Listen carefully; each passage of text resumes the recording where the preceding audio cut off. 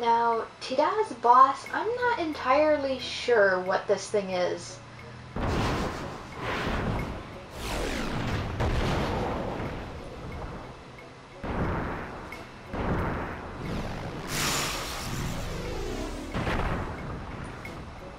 I mean, look at it. It's just like a hut that's been overgrown with fungus that's somehow alive.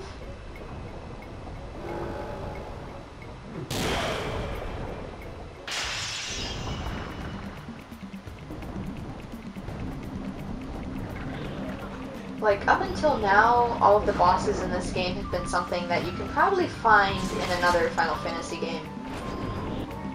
Like the Malboro and the Goblin King and all these others, but this one, I'm not so sure about this one. This one just feels like they needed something quick and they didn't know what to use.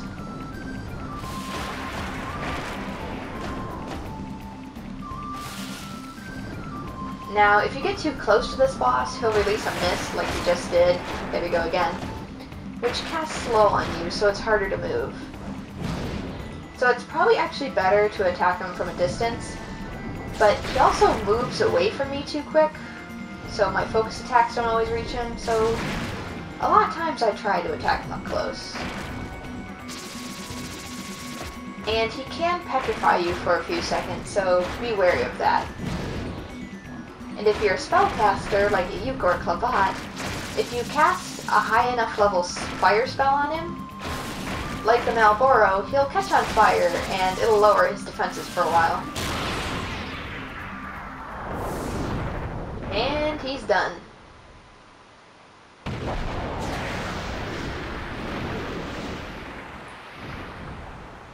Now this boss, it actually makes a little bit more sense when he explodes because he's just like a balloon full of spores.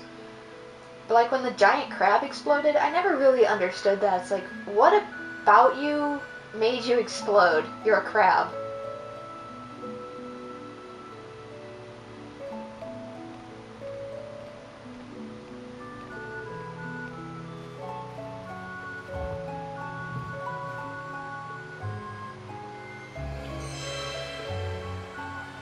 And I also what causes mirror trees to spring up, because if they had a tree in the village, I wouldn't really see why the village would have gone under so easily. I mean, every 3 years you have a replenishing spot right in your village. Either that or the tree sprang up after the village died, but then how?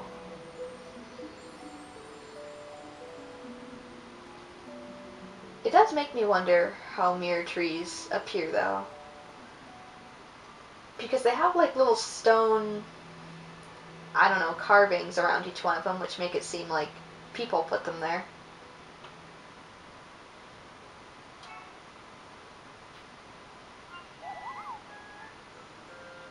I don't know, maybe it's a plot hole.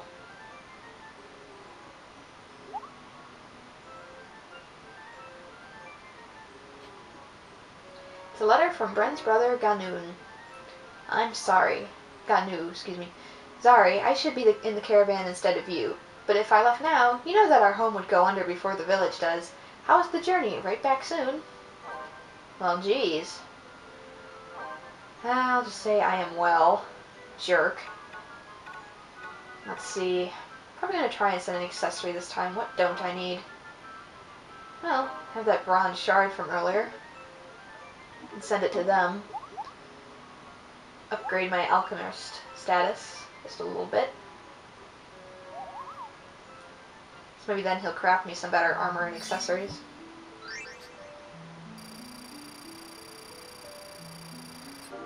I figured he has about a mediocre score. I figured I'd get that, judging by what that worm did to me.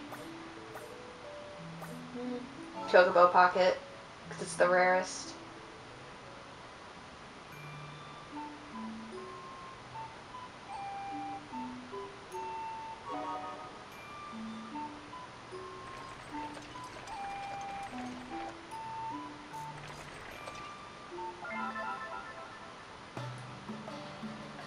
And back to Alphataria to pawn off some of this useless stuff.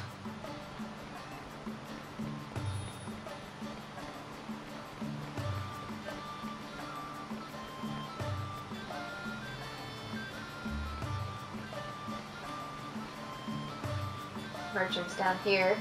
I guess I could sell it to the little tea girl that sells like meat and fish, but I don't know. I guess I just prefer to sell it to this guy.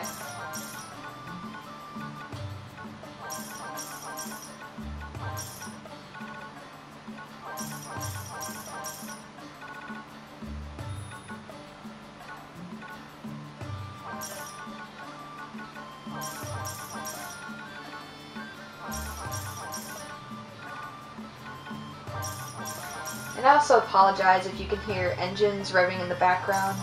This is why I don't usually record LPs in the morning. My neighbors are usually around and they are quite a noise disturbance, to say the least.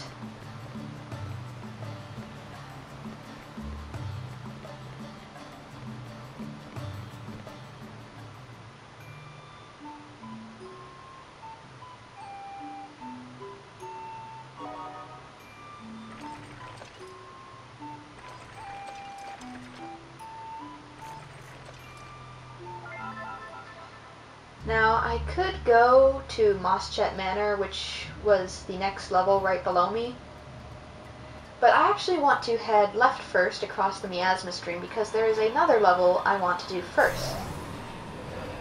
Mainly because I can traverse this level quite quickly, and I'm going to do the first time on screen, but then I'm going to go through it multiple times off screen so I can get a lot more artifacts and, quote, level up much faster.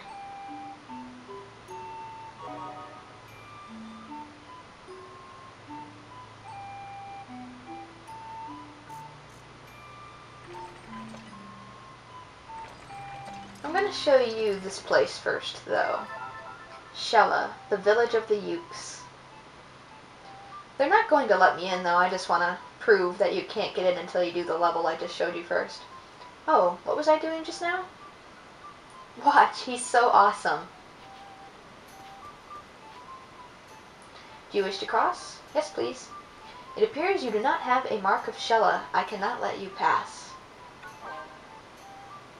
So yeah, we actually need to go to the level just below this village, obtain a mark of Shella, and then we can enter.